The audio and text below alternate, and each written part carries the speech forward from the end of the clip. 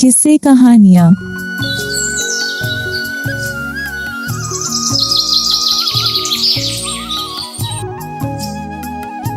भारत के एक छोटे से गांव का नाम था सोनपुरा।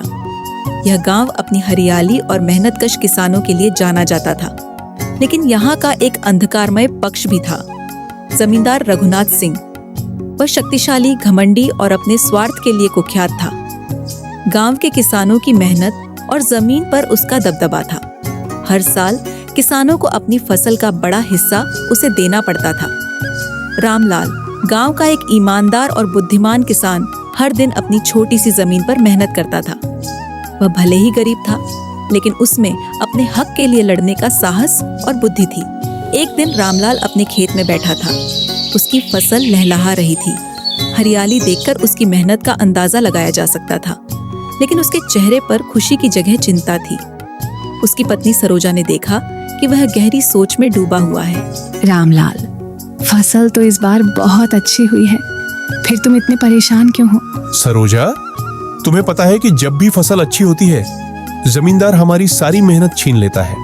इस बार भी वही होगा।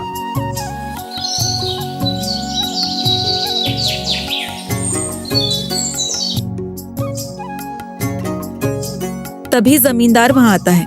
अरे रामलाल, इस बार तो फसल बहुत अच्छी लग रही है। हाँ मालिक, इस बार मैंने गेहूं की फसल लगाई है। मैंने इस खेत में अच्छी फसल हो, इसके लिए दिन रात मेहनत की है। अब तो मैंने कटाई भी कर ली है।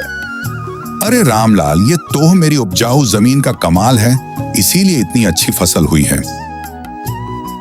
जमींदार सारी अच्छी फसल ले जाता है। रामलाल घर जाके सारी बातें अपनी पत्नी को बताता है। तो क्या तुम यूं ही हार मान लोगे?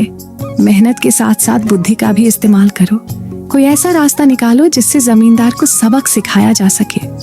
रामलाल को उसकी बात गहरी लगी। उसने पूरी रात इस पर विचार किया। अगले दिन सुबह वह एक योजना के साथ उठा। जमींदार रघुनाथ सिंह अपनी हवेली के बड़े से बरामदे में आराम कर रहा था। उसके चारों तरफ नौकर चाकर खड़े थे। तभी रामलाल वहां पहुंचा। क्या बात है रामलाल, आज बड़े आदर से आए हो? क्या कर्ज लेने आए हो? नहीं मालिक, मैं इस बार अपनी फसल का हिस्सा आपको देना चाहता हूँ, लेकिन एक शर्त पर। शर्त? तू मुझसे शर्त लगाएगा? बोल, क्या शर्त है? आप तय करें कि आपको फसल का जमीन के ऊपर का हिस्सा चाहिए या जमीन के नीचे का।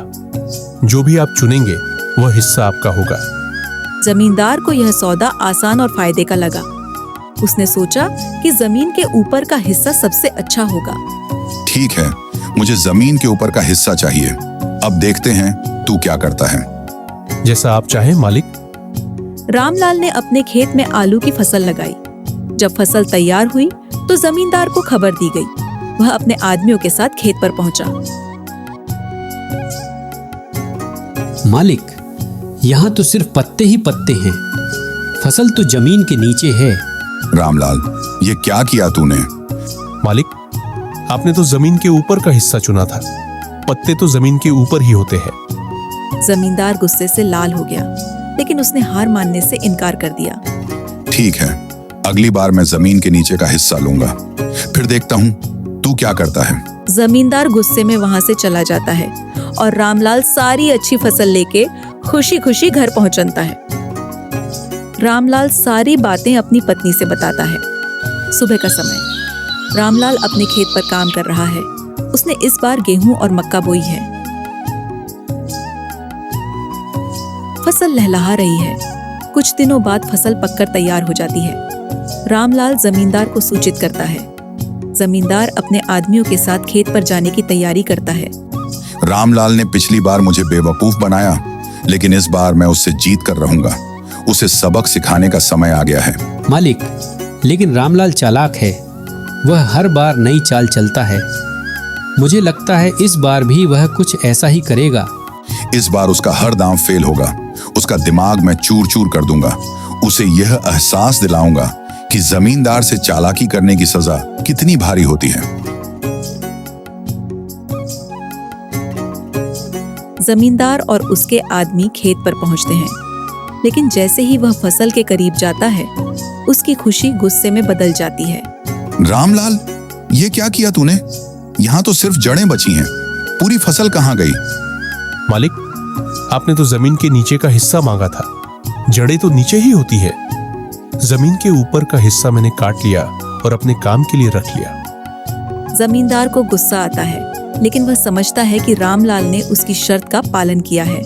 वह चुपचाप लौट जाता है, लेकिन मन ही मन नई चाल की योजना बनाता है। रात का समय, जमींदार अपने आदमियों के साथ बैठा है। रामलाल की चालाकी से परेशान होकर वह इस बार एक और नई योजना बनाता है। रामलाल हर बार अपनी चतुराई से मुझे मात देता है। अब की बार मैं उसे ऐसी शर्त दूंगा जिससे वह किसी भी तरह बच न सके। इस बार मैं फसल का ऊपर और नीचे का हिस्सा लूंगा, सिर्फ बीज का हिस्सा ही उसे रखने दूंगा। अब देखते हैं वह क्या करता है। मालिक, यह योजना सही लगती है। रामलाल को इस बार अपनी चालाकी दिखाने का मौका नहीं मिलेगा। हाँ, इस बार मैं उसे हराकर ही रहूंगा। अब वह मेरे जाल से बच नहीं पाएगा।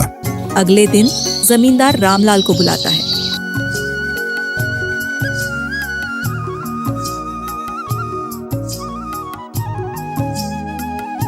रामलाल, इस बार मैं एक नई शर्त रखता हूँ। मैं जमीन के ऊपर और नीचे का हिस्सा लूंगा, सिर्फ बीज का हिस्सा तेरे पास रहेगा।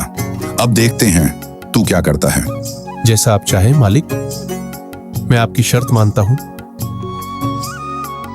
रामलाल घर लौटकर इस नई शर्त पर विचार करता है।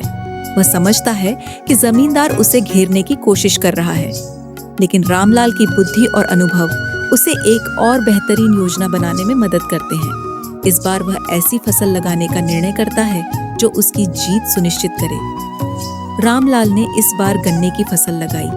गन्ना एक ऐसा पौधा था जिसमें ऊपर पत्ते, नीचे जड़ें और बीच में मीठी गन्ने की डंडियां होती थी। उसने इस बार अपनी पूरी बुद्धि लगाई कि जमींदार को फिर से मात दी जा सके। फसल तैयार हो चुकी थी। जमींदार को सूचना दी गई और वह अपने आदमियों के साथ खेत पर पहुंचा। रामलाल, इस बार मैं तुझे हराकर ही रहूंगा। ऊपर और नीचे का हिस्सा मेरा है, तुझे सिर्फ बीज का हिस्सा मिलेगा। अब देखते हैं तेरी चालाकी कैसे काम करती है। जमींदार गन्ने के लहलहाते खेत को देखकर खुश हो जाता है। उसे लगता है कि उसने इस बार रामलाल को पूरी तरह हरा दिया है, लेकिन कुछ ही देर में जमींदार सब समझ जाता है। मालिक, यह ऊपर की पत्तियां तो सिर्फ जानवरों के चारे के काम आती हैं और यह नीचे की जड़ें बेकार हैं।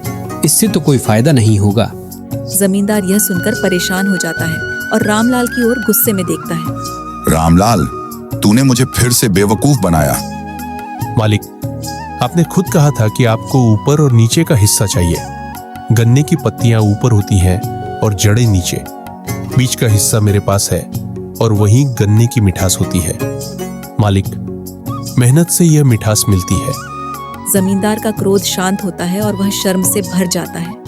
वह समझ जाता है कि उसकी हर चाल रामलाल की बुद्धि के आगे छोटी पड़ रही है। रामलाल, मैं हार मानता हूँ। तुम्हारी मेहनत और बुद्धि को सलाम करता हूँ। इस बार तुमने फिर मुझे दिखा दिया कि शक्ति से ज्यादा महत्वपूर्ण बुद्धि होती है। गांव वालों को जब यह बात पता चली तो उन्होंने रामलाल की तारीफ की। रामलाल, तुमने न केवल अपनी बल्कि हमारी भी मेहनत बचाई। अब हम बिना डर के खेती कर सकते हैं। शिक्षा, यह कहानी हमें सिखाती है कि कठिन परिस्थितियों में भी धैर्य और बुद्धि का इस्तेमाल करें। ताकत और घमंड अस्थायी होते हैं, लेकिन ईमानदारी और चतुराई से हर समस्या को हल किया जा सकता है।